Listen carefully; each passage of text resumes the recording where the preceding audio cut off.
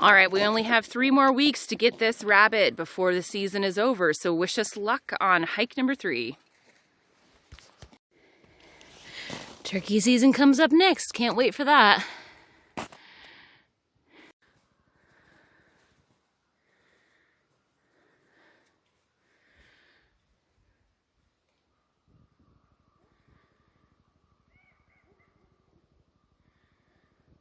Trying to see if they're gonna gobble again. Ever since we got out of the car, we've seen rabbit tracks literally everywhere. Maybe today will finally be our lucky day. I'm surrounded by little rabbit tracks.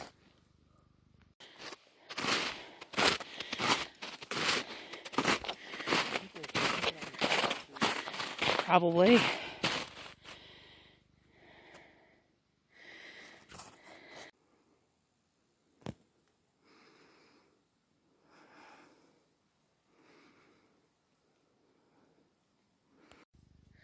Some gorgeous elk tracks. God, I hope I can get one of those bad boys someday. I feel like this is the closest we've ever been. There's a fallen pine tree and there's rabbit scat absolutely everywhere. And there's also little melted areas. So we found where they've been sleeping. You see that little spot right there? That would be a rabbit still. We might get a rabbit today. Oh God, I shouldn't jinx it. Just everywhere. David, do you think we should do some calling? Somebody's been snacking.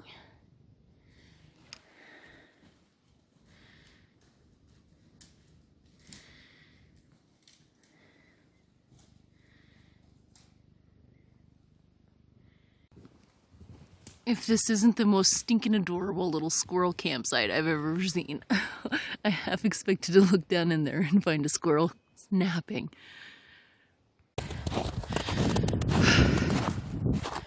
Made it to the top.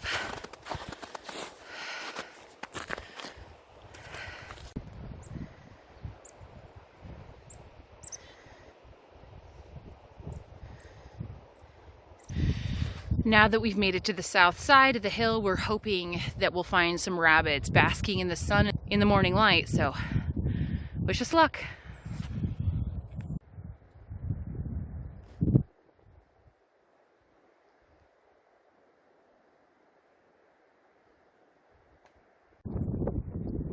Look at that, it's a field of medicine. Look at all that mullein. I know where I'll be coming back when it's harvest time for that. Jeez. Well, currently David is out in the hills behind me seeing if he can find any bunnies on the south-facing slope, whereas cleats for my shoes to walk along the ice caught up on a branch and I fell like a ton of bricks onto my left arm, thoroughly spraining, possibly doing a hairline fracture to my wrist. It's stiffening up pretty hardcore. So unfortunately, I'm out of the game. What the heck? What a day out on the hike today. Just nothing is going right. But that's just the way that it is sometimes. At least I get to enjoy this stunning view while I sit here and wait for David. I mean, if you're going to be stuck somewhere being a gimp, not a bad place to be. I can definitely think of a lot worse places to have to hang out and nurse a sprained wrist.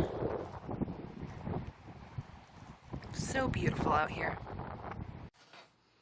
So if you made it this far into the video, you are a champ. You are a true fan and a true subscriber. Yikes, what a video. I guess sometimes we just flop. So yesterday I was using some tread tools on the bottoms of my shoes. They basically just wrap around the foot from front to back and have these little spikes on them that create kind of a cleat type effect to your shoes for walking through snow and ice, and they work great. I don't dislike the tool at all. It really helps, especially since there's a lot of elevation in this particular area. We essentially hiked 3 miles straight uphill. I think the elevation climb is like 800 or 900 feet in the first part of that hike. That's why in the videos I sound constantly winded. So we made it to the top, and at the top, we go up a north-facing hill, and then we hit the summit, and then there's the south-facing side. We tried to get to the summit and to the south-facing side as quickly as we could this time, because in our research, snowshoe hares are mostly active at night, and then they try to find a south-facing space so that they can get some sun and relax and are quiet and still during the day. So we tried to follow that and see if that would be true. Well, what I should have done, because this is completely my mistake, is once we got to an area where there was no more snow and ice, I should have taken those off my shoes. We were climbing over and cutting across a bunch of trees that had been taken down. This is DNR land, Department of Natural Resources, so there's a lot of downed trees and cleared space as well once we get to the top of the hill. And so I was climbing across that when a branch or piece of wood of some kind got stuck in that shoe. What would I even call those? Into the cleats. They got stuck in the cleats, and I was about to clap my own hand, and then I decided not to. I fell like a ton of bricks, hit the dirt, all of my weight on this hand. I have a decent little cut on my palm, and yeah, jacked my wrist pretty good. I don't think it's cracked. I have unfortunately broken a bunch of bones in my life because I'm not a graceful person, and I think I just sprained it really good. It doesn't have the amount of heat or bruising that would come with a hairline fracture, but man, at the moment that sucker hurts. So here I am. That's why we have such a short and uneventful video this week, because my goofy butt in my mistake of not taking off the equipment once it was no longer needed and using my equipment inappropriately in not the appropriate terrain caused me to beef it hard and bust myself. So I apologize. Thank you guys for sticking around. Next week, we will absolutely be going out again, and hopefully I will make smarter decisions in how I use my equipment. My phone died right after I did that little clip on the mountainside of the view. So what you missed was that when we went back down to head to the car and go home and just called it quits, called it a day.